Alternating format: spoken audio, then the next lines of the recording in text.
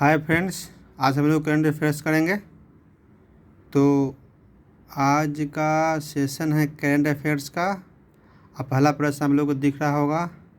ऐसे में एक से अधिक प्रश्न दिख रहा होगा, लेकिन हम पहला प्रश्न है 13 एक्सप्रेसवे वाला देश का पहला राज्य, यानी कि भारत में 13 एक्सप्रेसवे वाला राज्य कौन बना है? यूपी बना है। यानी कि 13 एक्सप्रेसवे वाला राज्य यूपी बना है। इसकी लंबाई की बात की जाए तो 3200 किलोमीटर है। कितना लंबाई है? 3200 किलोमीटर है। फिल्म निर्देशक तरुण मजूमदार का 92 साल की उम्र में निधन हो गया।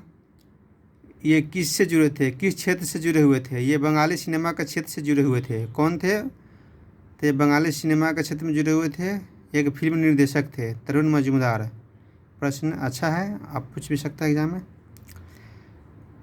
और बात थोड़ा और आगे करें तो इनको 1990 में चौथे सर्वोच्च नागरिक पुरस्कार पद्म श्री मिला था। किनको? तरुण मजूमदार को।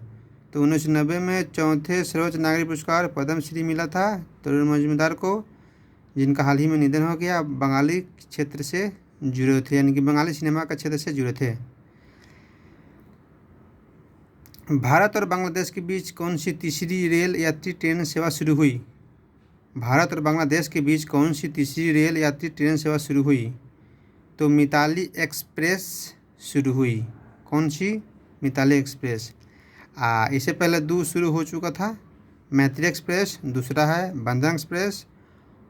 ठीक है, तो इसी प्रकार से मिताली एक्सप्रेस तीसरा है। पहला है मैत्री एक्सप्रेस, दूसरा है बंधन एक्सप्रेस, तीसरा है मिताली एक्सप्रेस। अच्छा, मैत्री एक्सप्रेस की बात की जाए तो वह कलकत्ता से ढाका, और बंधन एक्सप्रेस की बात की जाए तो कलकत्ता से खुलना के बीच चलती है।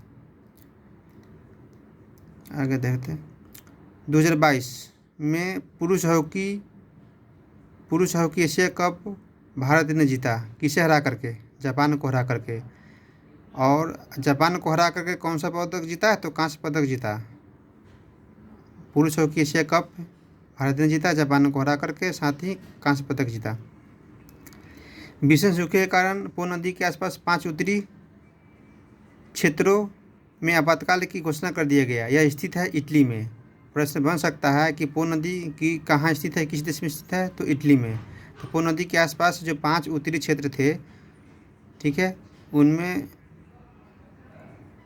सूखे के कारण उनको आपातकाल की घोषणा कर दिया गया। यानी कि भीषण सूखे के कारण पो नदी के आसपास 5 उत्तरी क्षेत्रों को आपातकाल की घोषणा कर दिया गया, जो इटली में स्थित है। भारत के मुख्य चुनाव आयुक्त कौन है? राजीव कुमार है। भारत के मुख्य चुनाव आयुक्त कौन है? राजीव कुमार है। भारत के मुख्य चुनाव आयुक्त राजीव कुमार है। आप सीधे पूछे कि चुनाव आयुक्त कौन है, तो अनूप चंद्र पांडे है। चुनाव आयुक्त कौन है? तो अनूप चंद्र पांडे है। अगर पूछे भारत के मुख्य चुनाव आयुक्त तो राजीव कुमार है। आप सीधे पूछे कि चुनाव आयुक्त कौन है, अनूप चंद्र पांडे है। एक और है भारत का नया उप चुनाव आयुक्त। चुनाव आयुक्त नहीं, उप चुनाव आयुक्त पूछ रहा है, तो आर के गुप्ता। एक बार फिर कर लेते हैं। भारत के मुख्य चुनाव आयुक्त राजीव कुमार, भारत का चुनाव आयुक्त अनूप चंद्र पांडे, भारत का नया उप चुनाव आयुक्त आर के गुप्ता। याद रखिएगा, आर के गुप्ता है उप चुनाव आयुक्त, चुनाव आयुक्त है अनूप चंद्र पांडे, और मुख्य चुनाव आयुक्त राजीव कुमार। प्रश्न अच्छा है। हाल ही में उत्सव मनाया गया है खारची उत्सव त्रिपुरा में। त्रिपुरा के पूर्वी क्षेत्र में मनाया गया है।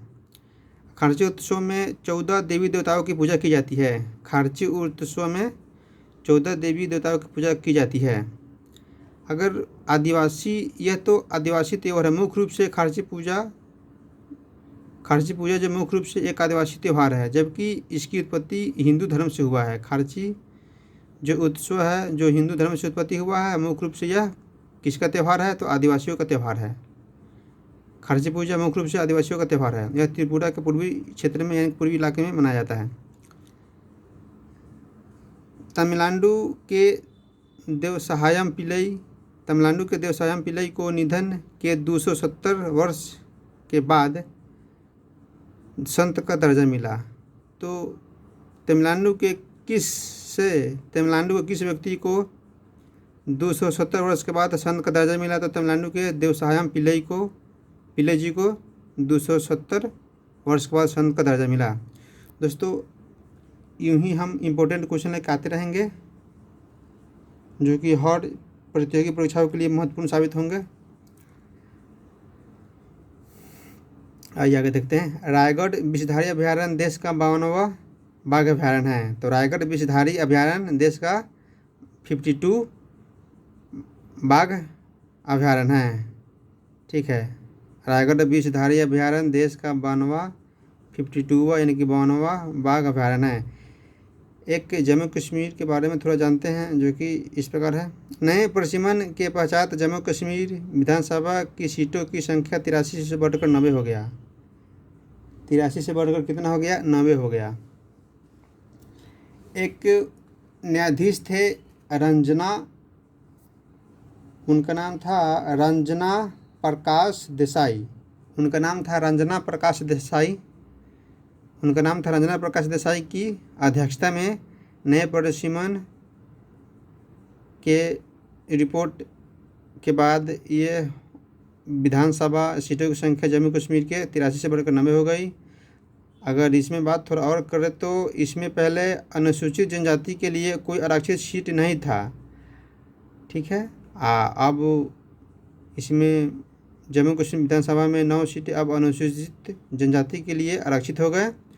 नए प्रशिमन के पश्चात जम्मू कश्मीर विधानसभा में 9 सीट अब अनुसूचित जनजाति के लिए आरक्षित हो गए। देखिए G20 के नए शेर्पा कौन है? अमिताभ कांत है। इससे पहले दूसरे व्यक्ति थे, अब इनको बनाया गया है G20 के नए शेर्पा अमिताभ कांत जी को याद रखिएगा।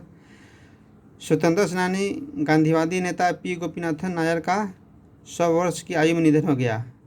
ये महत्वपूर्ण इसलिए है कि स्वतंत्रता सेनानी से जुड़े हुए हैं।